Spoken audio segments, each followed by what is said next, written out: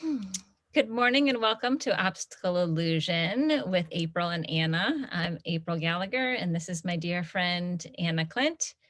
That's me. And at the end of our last one, there was a blip mentioning of outshining.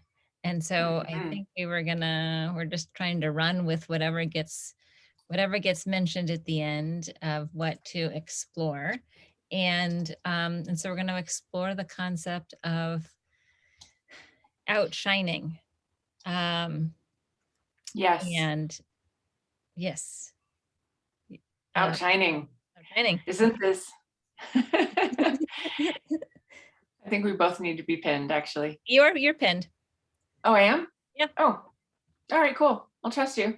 there's a Doesn't little look like it. pin on my computer. There's a little push pin next to your name. Little thumbtacks. No wonder that I'm feeling that pain. I've stuck thumbtacks in you. Yeah, outshining. I think that was Kim, and unfortunately, or I don't know, I think Kim brought it up, but Kim's not with us today. But this is such a huge thing that women in our culture do. Donna doesn't have sound. Um, Donna, you don't hear us? I think the other participants do. So, well, I suppose talking to her through it's not going to do any good.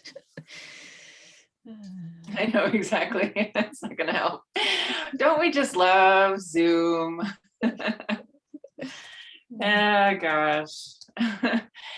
Yeah, so we're talking about outshining. Yeah. And this is something that I feel like I've never met a woman in Western culture who didn't have some sort of trepidation, fear, or unconscious belief um, around outshining, not wanting to make, and it's really comes from a pure place most of the time. I think like we just don't want to make other people feel bad.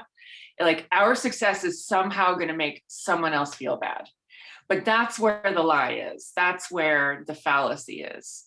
But it's just it's kind of like the air we breathe, the water we drink. It's this code that we live by without even realizing that we're in this code and this mode. Mhm. That's been my experience, both with myself and also, of course, like working with people. Yeah. And I know, so when I definitely know that this is not an area that I have mastered. I'm not outshining anyone in my ability to be comfortable and not outshine anyone. Um, but I know that I also know it's not just women. Like I know, Oh yeah, definitely no, know others. totally. And I know for me, it definitely, when I explored, it does have to do with like not wanting someone else feel bad about it. And it's so weird. Well, just for example, I do this morning yoga thing where um, since April 25th, 2019, I've done like yoga every day. And my dad's wife joins me when I'm up at the cottage in Wisconsin right now. And when she's here, she joins me. She joined me last summer. She joins me this summer.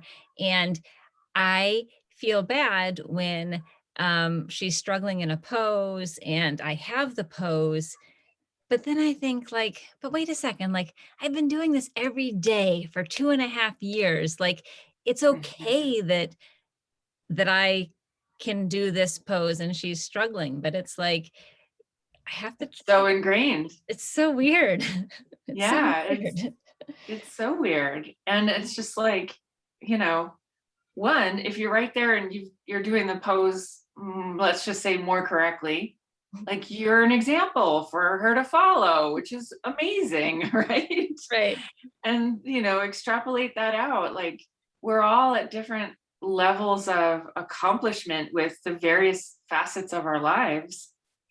And yet we somehow have this feeling that that's just not okay to be more accomplished than our counterparts. And we're talking about women because we're women, but yes, I mean, I can't speak to the male perspective, but I can extrapolate, and I can, you know, we can observe, obviously.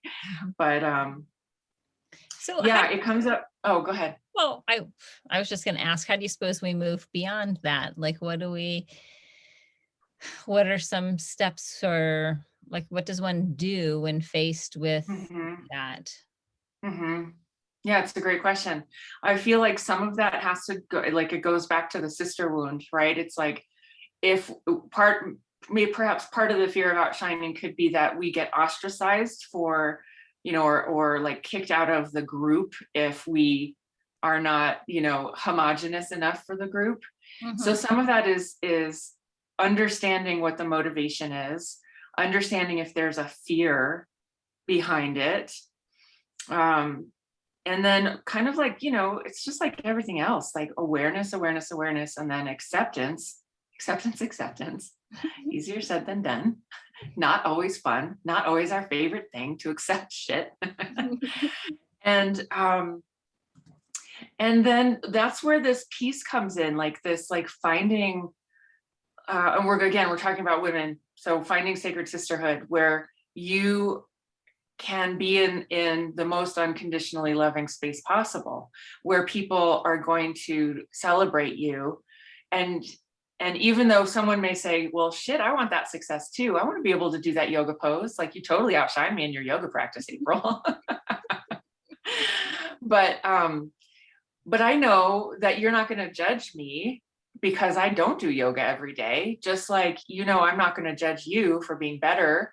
Or when I see you and you have the pose wrong, or whatever, as an example, what I may think is wrong, right? We're just using this as like a, silly framework, but you can extrapolate that.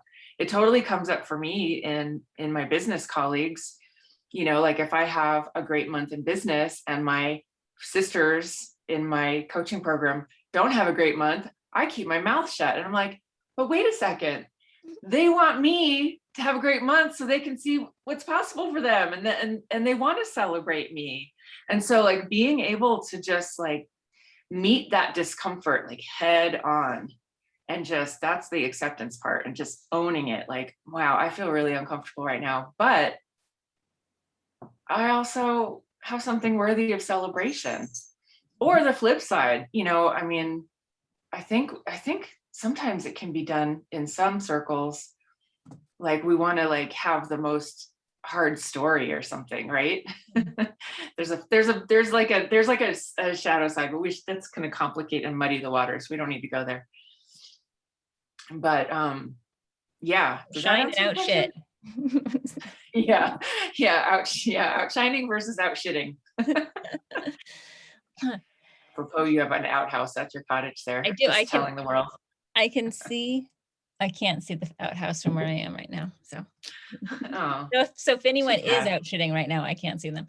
Um, the Yeah, so I think one of the things that I was thinking about when you were talking was, well, also, I feel like for me, it's not wanting others feel bad, right? It's like I don't want anyone to feel bad Definitely, about themselves, and definitely. and um, but it is this having to look at that awareness, because if I were in that position, if I were the one when I'm the one being outshined, it is more of what you were saying, of like looking to the possibilities of Hmm. what's available. Like we're looking to see like, oh, like if they can do it, I can do too, or like Totally. that's a possibility. Um, I don't tend to feel bad if somebody is outshining me. I don't tend to feel bad about myself, so it's maybe silly to then think that where does it even come from that they are going to feel Yeah, bad about themselves for that. it's a Um, great point. That's a great point. But I'll just own that, like, that sometimes I have felt bad when I wasn't valuing myself and not, you know, um, not giving myself credit where credit was due for whatever my hard work or whatever my input was. And if I didn't receive the same output, whatever that was, when you're in a place of low self-esteem and low self-value and low self-worth, it is easy to say, oh man, she just like did this amazing thing. When am I ever going to have that? Or I've never had that and maybe I never will. And then it can like spiral out. So it does happen for some people. It doesn't happen for you, but it does happen sometimes.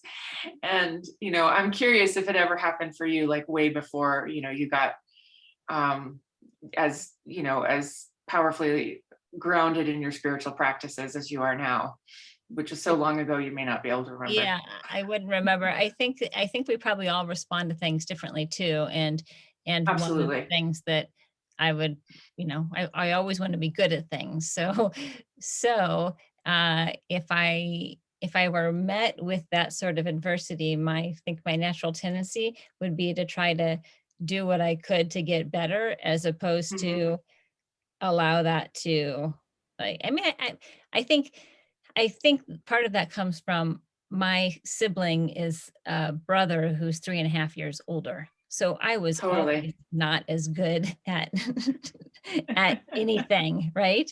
I Yeah. was I was younger, and I was smaller, I was weaker, I didn't know as much. And so I was always trying to keep up Yeah. with him. And so that's Right. probably what's put it into, what has that tendency in me to be ingrained, right? It's like, Yeah.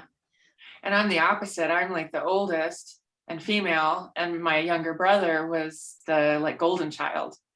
And so there was always this, that I think that's part of, being female in our culture in this time too, right? Is like that's already when you're talking about siblings. I mean, boys are still preferred in many families, right? mm, They still get different. And there were a lot of dynamics. It wasn't just that he was a boy. It was like, second wife, second, different. There was a whole lot of other stuff to it. It wasn't just that, but definitely I was always like, well, how come the boys get those kinds of gifts at Christmas? And mm. I get jewelry. I don't want jewelry. I want like boy stuff. So yeah, so it is really, one, like personality dependent, and two, very situational.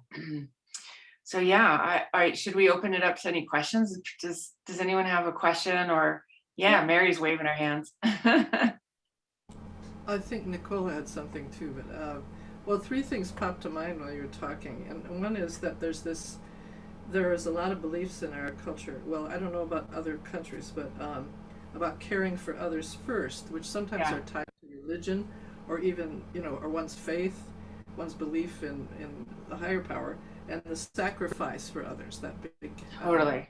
sacrifice word, and because it's tied into sometimes a whole family or a whole community of belief, that's what it's so ingrained as a good thing to do. you know Right. Yeah, totally. I This is think, what good girls do. well, and that yeah, it's in every cell. So, and the other two things were that I happened to think while you're talking about a song, the only two lines I remember is I can do anything better than you. Hmm. Anything you can do, I can do better. Anything you can do, I can do too. That's what. So there's a Totally. I don't know where that came from, but again, that's kind of a competition thing.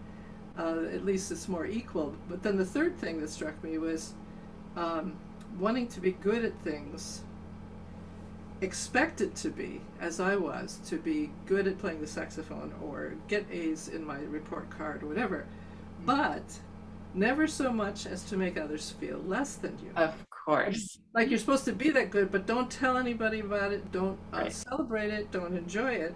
Right. And certainly that was the message in my family. So it was like this double, like Uh-huh. double edged sword, I guess. I don't know what. So Totally. that's what I wanted to share. If it Yeah, helped. that's a perfect illustration of what we're talking about, that cultural ingraining. Like you're supposed to be really good. In fact, you're supposed to be perfect, but you're not supposed to let anyone know, and you're definitely not supposed to brag about it. And while bragging, for bragging's sake is not a loving, kind thing to do, when we don't celebrate our wins, like, oh my God, April, you've been doing yoga every single day, honoring a promise to yourself for over 2 years without fail, with no matter what you felt like, no matter what was going on, no matter what other people needed of you, you still did it. Like that's kind of freaking amazing. And so when we don't actually let ourselves celebrate our achievements, our wins, or whatever you want to call them, we are denying ourselves and doing ourselves a huge disservice. And that goes back to this thing about receivership, right? Which we kind of talked about recently, which was going to come up again and again and again, because when we don't allow ourselves to receive, we don't get the subconscious message. We don't, that says, okay, good job, yay, you, pat on the back, like you're doing great, keep on track. And what happens is we can so easily get into the overdoing. Because when you don't take a moment to say like, oh my God, look what I did. I've built this thing, I painted this painting, I did this thing, I whatever. And then you're just like, okay, well, I have to have more. I have to have another achievement. I have to have another feather in my cap if I'm going to be worthy. And so when we don't allow ourselves to receive, and we don't receive other people's praise and congratulations and honorifics, whatever they are, we're just stuck in that hamster wheel. And that's like a recipe for deep unhappiness and self torture in a way. And adrenal fatigue. And adrenal fatigue, exactly, big time, totally, which none of us here know anything about. No, none of us know anything about. Oh, just keep going and going and going to just keep pushing really hard. Someday you'll be worthy. Someday you'll be worthy. Nicola's has got a little finger wave. Okay, I wanted to share 3 things. As you began with receiving, I think receiving is a deeply divine feminine quality, and I would invite all of us to do more of it, because so we can accept our own genuine divine femininity. So that was the first thing. The second thing, as you began to speak, I think this overshining, if I myself stop comparing myself to other people, indifferently which sex they are, if I do my best every day, and that's what I do, because in fact, if I look at yesterday, I would have done things differently and not as good as today. So if I am satisfied with what I do and I do my best every day, then I don't need to compare myself. That's right. That was the second thing I wanted to add. And speaking of siblings, I think it's a really, really difficult subject, because if you talk about siblings, you enter always this family dynamics, and family dynamics are really, you also go into the ancestral lines, and you have to look at the bigger picture. I had some rememberings about that this week, so that was really interesting. But I have a little sister that outshone me, if you will, but it has an ancestral story, because my grandparents lost their first child, and it was never mentioned in the family story. So I, as firstborn, I entered in this role of being dead, if you will.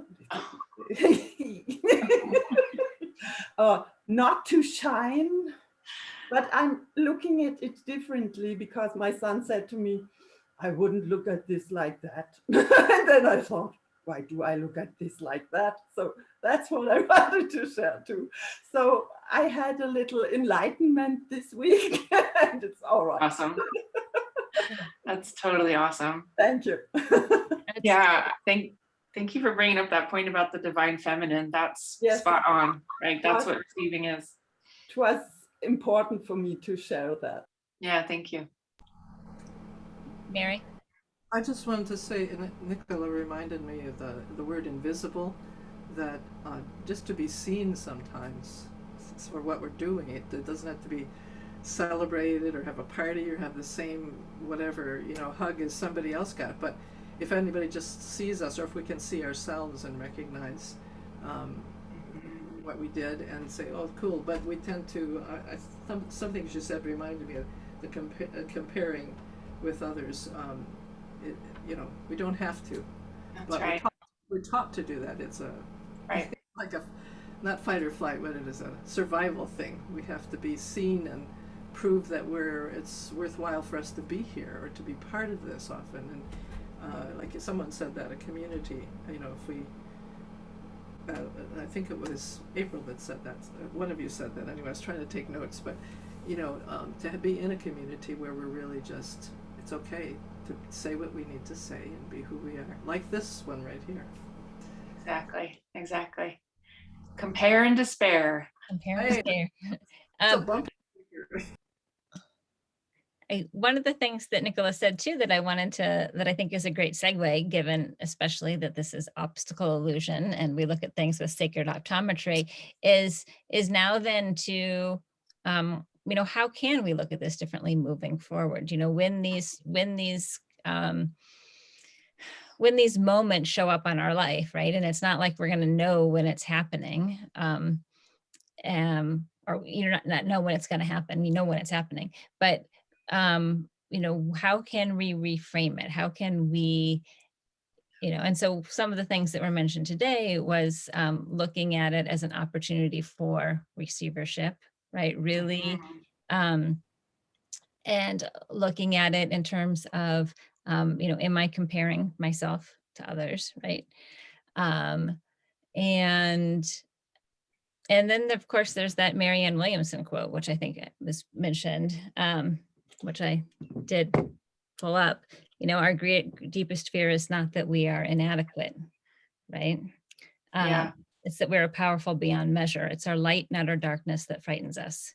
We ask ourselves, who am I to be brilliant, gorgeous, talented, fabulous? Actually, who are you not to be? You are a child of God. Your playing small does not serve the world. There is nothing enlightened about shrinking so that other people won't feel insecure around you. We are all meant to shine as children do. We were born to make manifest the glory of God that is within us. It's not just in some of us, it is in everyone. And as we let our own light shine, we unconsciously give other people permission to do the same. As we are liberated from our own fear, our presence automatically liberates others. Amen.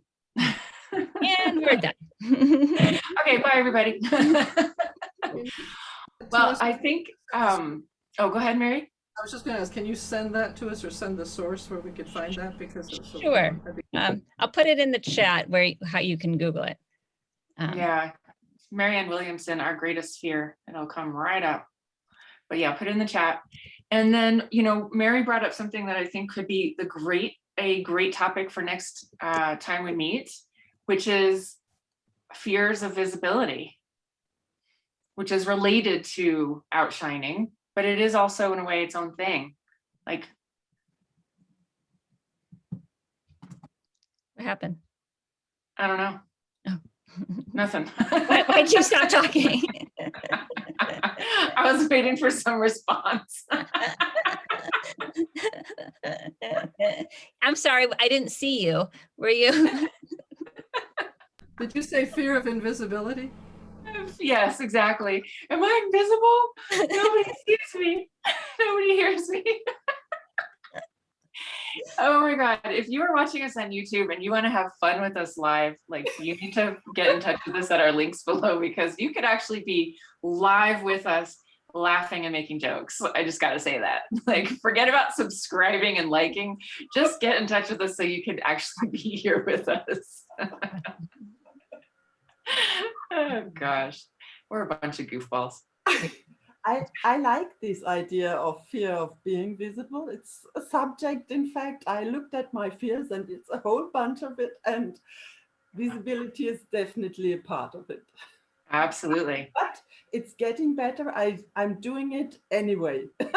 Good. Because I am visible. Yes, I see you. Thank you. I see you too. Oh my goodness. So funny. Yeah, and when we really talk about the spiritual journey and like getting closer and closer to your soul's purpose and like living your soul's purpose, visibility is part of that. Like coming out of the spiritual closet is part of that. That could be a whole other topic. Mhm. Man, hope someone's writing this down, April. I am writing down. I've got fear of visibility. I've got coming out of But yeah, it's really, and then when you layer into it like the subjugation of women by men and patriarchy and things like that, and like how women have been, when you layer into it like the male gaze and visibility, that's like a whole other thing. And like how like we do sometimes dim our lights, just because we don't want certain types of attention sometimes. I mean, there's all sorts of like facets. We cannot get to all of that in 25 minutes, but yeah, thanks for bringing it back around to the sacred optometry. That was good. I didn't even have my mug with me today, so But here it is. I will hold it up for everyone to see. Sacred optometry. All right, awesome. Well, I think any closing thoughts? Smart yoga lady. But I'm trying to think. I don't really know the names of any poses. Just something about like going out and a superhero pose, maybe like go out, starfish pose. Go out, spread your arms out. Be visible and receive, right? There's just Yes, receive. Our wish for all of you is that you receive your own divine feminine and that you allow yourself to be celebrated, because we are celebrating all of you for your magnificence. Just the mere fact of your life and breath and heart is amazing. We love you. All right. Well, thank you.